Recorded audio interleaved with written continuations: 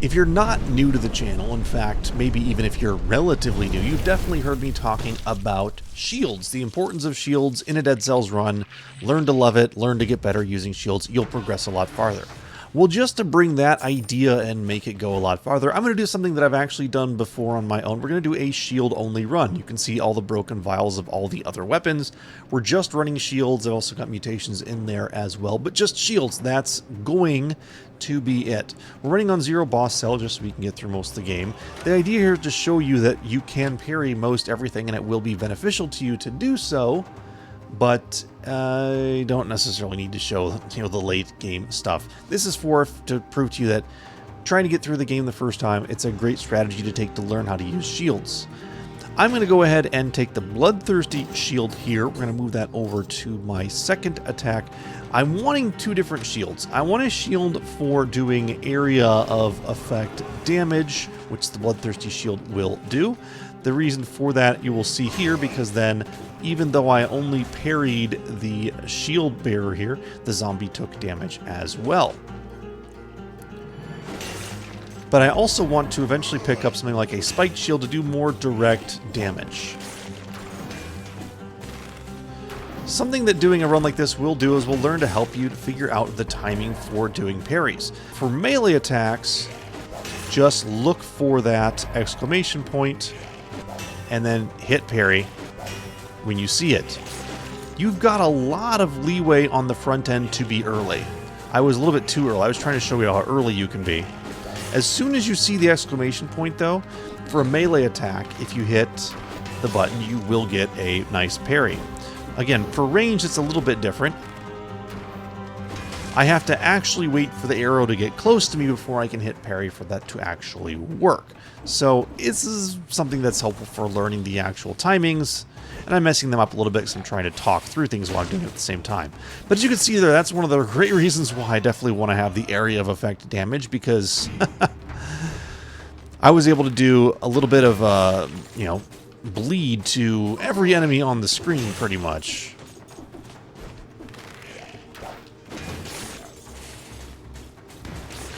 Even here, where all I'm doing is parrying a projectile coming at me, it still does a lot of damage to everybody else standing on the screen, even though I'm not actually doing any damage directly back at him. It works. Again, just looking for that exclamation point's all I'm looking for right now. Unless it's an arrow, and then I'm waiting for the arrow to come at my face and then shoot it back the other way. Simple, easy. Should be able to get through the prisoner's quarters without all that much. And here's my second shield, Spike Shield. As you can see, it does a lot more direct damage. Oh look, an empty shop.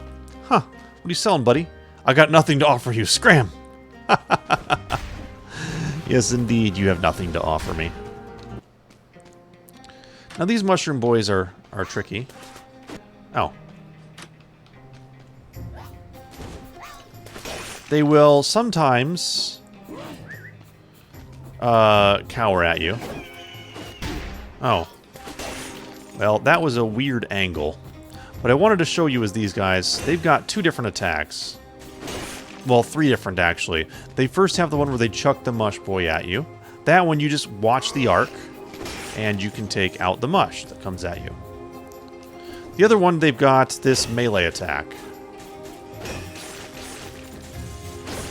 Right? And then they've also got one where they throw rock. How you know which one? If you're close, it'll be a red line. If you're far away, it'll be a yellow line. So just a little bit of adjusting on the parry timing with the yeeters. They're actually called yeeters. I wasn't making that up. And you'll be able to take care of them in no time. Mush boys, if they crouch down, they will eventually stop crouching and run at you. So that's pretty easy. Shields are really meant to go with a good parrying attack, usually. There are some setups where you can go with a ranged attack plus shield, just depends.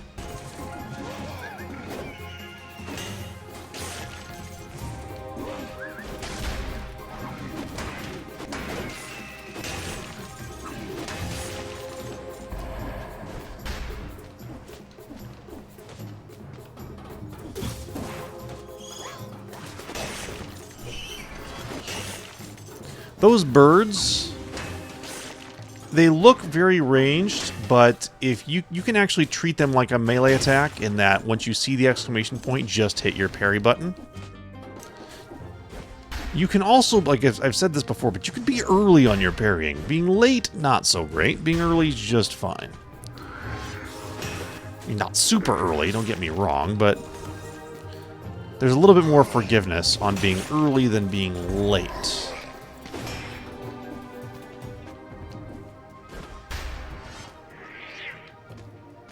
Come on. Spiky boy meets spiky shield. There we go. Huh, how did he miss? I don't really understand how the yeeter can miss. That's happened now twice.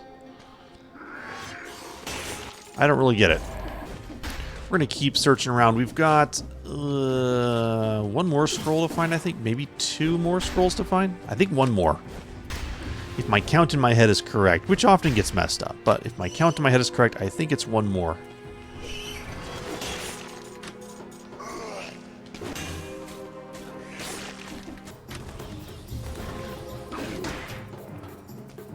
Oh boy. Learn to parry. Oh my goodness. Okay, so we have to use...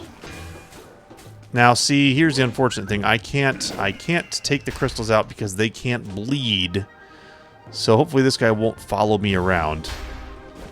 But there's not much I can do with that guy. Okay, so now where to go? We've got the Morass of the Banished over here, and we've got the Ramparts. Morass would actually be fun with shield. There's a lot of things that actually come at you, but the problem with the Morass being you're locked into the Mama Tick fight, which I don't want to do with just a shield. I'd much rather do the Concierge with just a shield, so that's what we're going to do. We're going to go ahead and grab that, and we'll go ahead and leave here. Let's go to the Ramparts, which will take us to the Black Bridge. Something else that I should mention while you're picking up shields and learning to use them and everything is that there are certain affixes that will make your life easier even when you're not doing a shield-only run, just using shields in general, that you kind of want to look out for and some that you want to specifically stay away from. Now, affixes, I specifically mean like what I have here, that victims burn when they die and their remains explode. There are 2 affixes that I would highly advise against if you're going to be using a shield. The first one being, do not look for things that have victims freeze when you parry. Freeze is really nice unless you're depending upon using your shield and parry timing things. When enemies freeze, they slow down their attack animation. And you get very used to seeing certain attack animations and using that for how to take enemies out when you're parrying, or using their parry for any reason. Having them slowed down when you're using a shield will cause you to get hit once you kind of learn the timings and what to do. So you want to stay away from that. The other one I'd recommend against as well, again, only if you're using a shield specifically, would be anything that has biters on it. Again, I mean nothing wrong with biters, but biters will mess up the attack timing and attack animation of enemies. And so, okay, I don't want to kill him by rolling through the door, but I want to break the door so you can attack me. And we've got you maybe coming after me.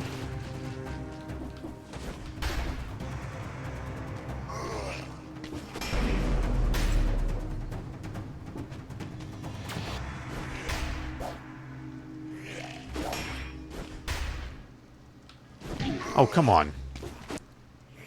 You don't have to bring up your stupid red lines.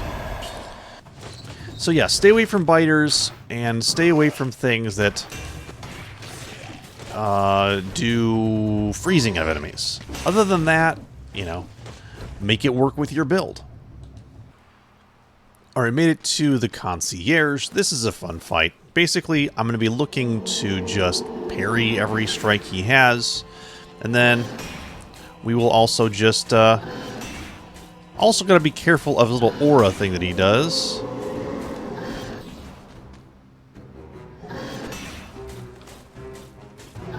Right now, okay, good. Get far enough away from him so that when he does that little aura, we're not in the way.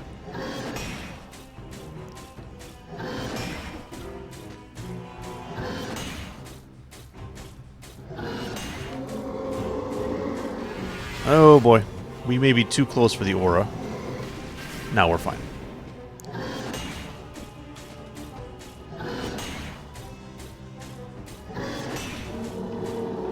Okay, I think, yep, there goes the aura again. See that we can't, and then that, those, basically we gotta just look for just the smash attacks. Otherwise, be ready to jump, get out of the way, and then dodge roll, and you're good to go. My shield is poisoning him, which is really nice.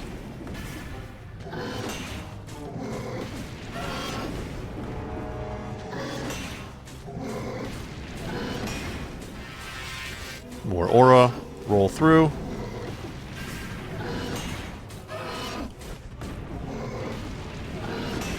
Should be very close to done now. Maybe a couple more hits. There we go.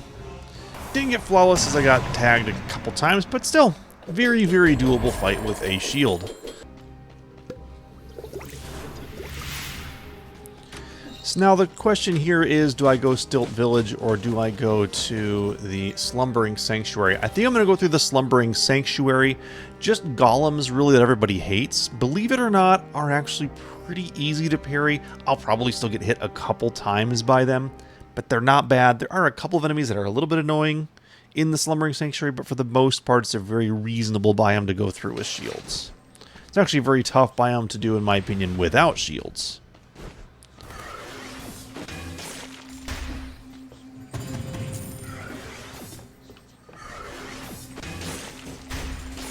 You do want to make sure you have things that can do damage to an area for those dudes who will cloak everybody else, because otherwise you will not be able to take them out. But these guys are fun. Here's why you do the damage to the area. And these melee guys here, that's what I'm talking about, are really annoying. Let's see if we can't bleed them all the way down. There we go. I'm not going to take the cursed chest. While I'm good, I'm not that good at parrying.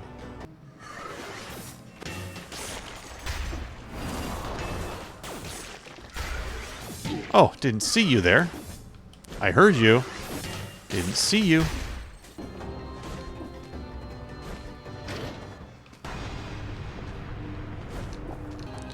Well, let's take care of you right away.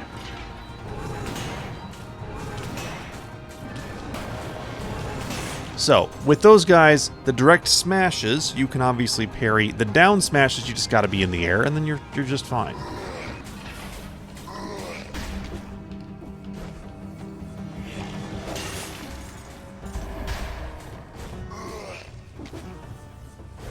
What have we got? The Forgotten Sepulchre. I love that area. I really do. Let's be honest. I love that area. But it's bad for what we're doing here. It's bad for what we're doing here just because, frankly, if you go slow, you die. And as you can tell with shields, the fact that we're at 26 minutes, almost 27 minutes now runtime. Going slow is what you gotta do. You can't go fast. And fast in the Sepulchre is a quick way to death. Here we go. Come on, Golem.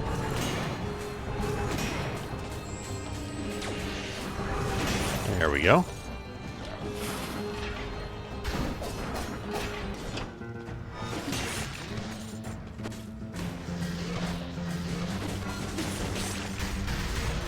These guys are annoying as heck.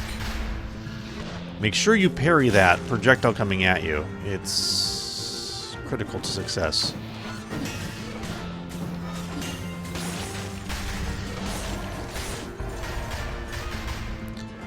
Oh, having victims burn when they die? Yes, please. I'll take that every time.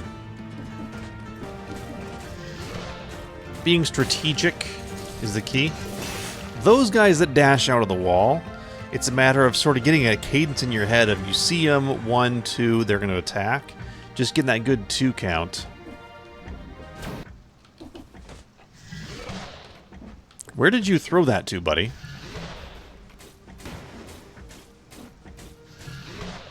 I like dealing with the Grenadiers because they can see you. Cross levels, obviously. And ignoring them and trying to just continue about your way. If you backtrack, you forget you left one alive. Not Grenadiers, whatever these guys are. The Grenadiers are different, whatever they're called. If you leave them alone and you try to backtrack, you're going to forget you've left them alone. It's going to spell bad news for you.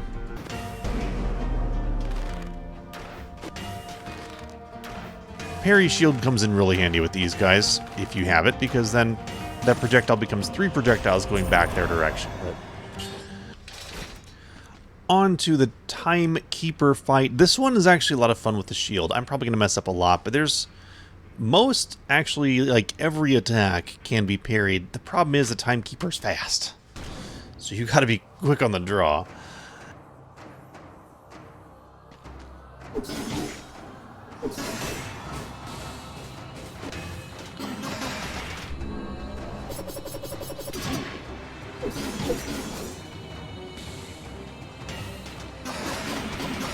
That's always fun. You want to parry that as much as possible. Alright, phase 2.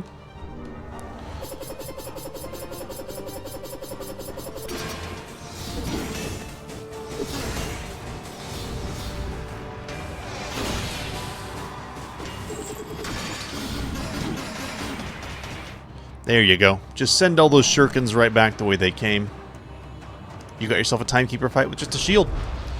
Pretty nice. Now, throw in there the fact that if I was holding on to like a flamethrower turret or something else like that, Timekeeper just melts. Height Peak Castle and Derelict Distillery. The Derelict Distillery is fun. The problem is you need to be able to hit barrels around. You can sometimes use the shield to open the ways that you need to go. It's just a lot more difficult. I'd much rather deal with what's in High Peak Castle with just shields. Now, granted, there are still going to be people who are going to attack who, frankly, you can't parry. There are some guys that you just can't parry, and you got to deal with that. But they're trying to teach you the fact that there will be some Hand of the King attacks that we're not going to be able to parry either. Like this guy. Better to avoid. Most of his attacks, can't do anything about. Like that, can't do anything about. Because you can't parry that anyways. One at a time, guys. One at a time. These guys, you can.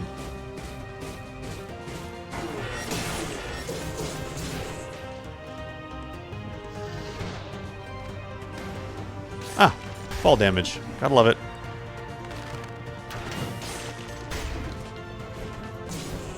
Okay. These guys can be a little bit annoying together, but...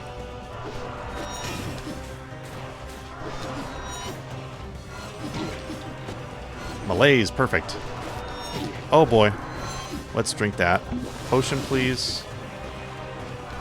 When they attack both sides, not knowing who's going to hit where...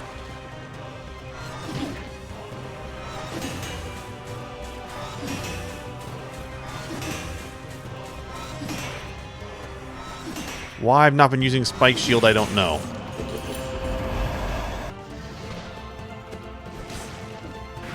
This guy's fun. Just sit here and he'll roll at you. Come on. Don't take forever already. Hi. Sometimes elites, they feel like they're just on an all-out bender to get you, but then they just sit there staring at you. Waiting for you to make a move.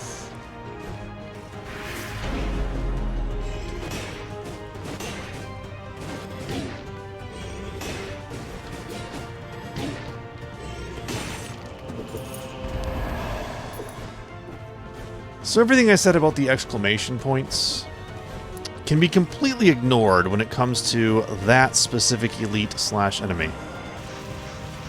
That guy in particular, his attacks on the exclamation points that he has, they don't tend to usually line up too well.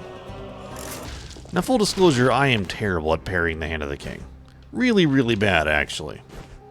I'm much better at throwing down turrets, looking for strategic openings. But parrying the Hand of the King? Well, we'll just see how this goes.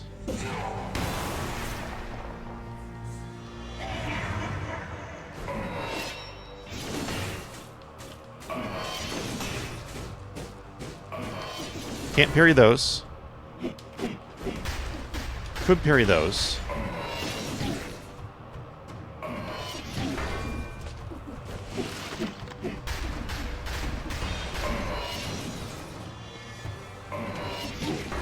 Dang it.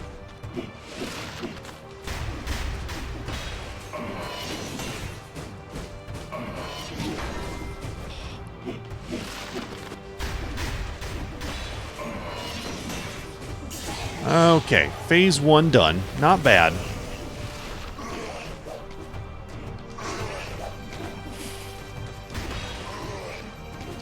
Oh my goodness.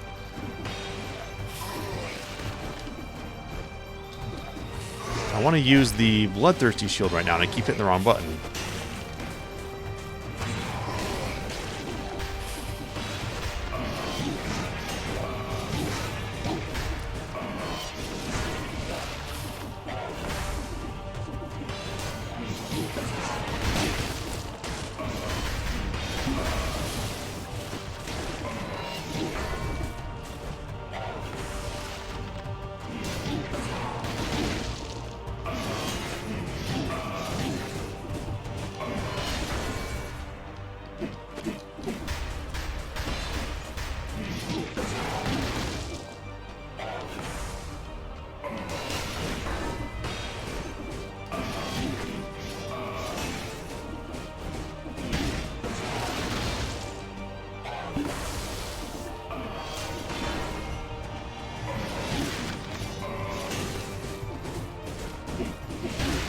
Nothing I can do about taking those things out. That's part of the problem as well.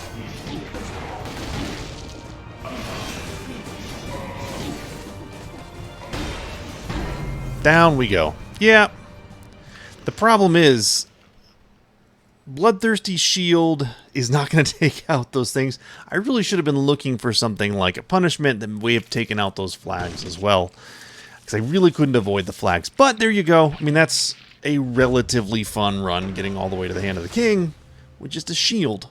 So you can certainly do it. This is something that you can do. You could try doing this as well. You could maybe do a modified where you're not using any melee weapons and just throwing down turrets. Or in grenades. That's a lot more viable for that final fight as well. But that's something you can certainly do. It helps you learn the parry timings of the enemies, including the Hand of the King, even if you can't beat him the first time.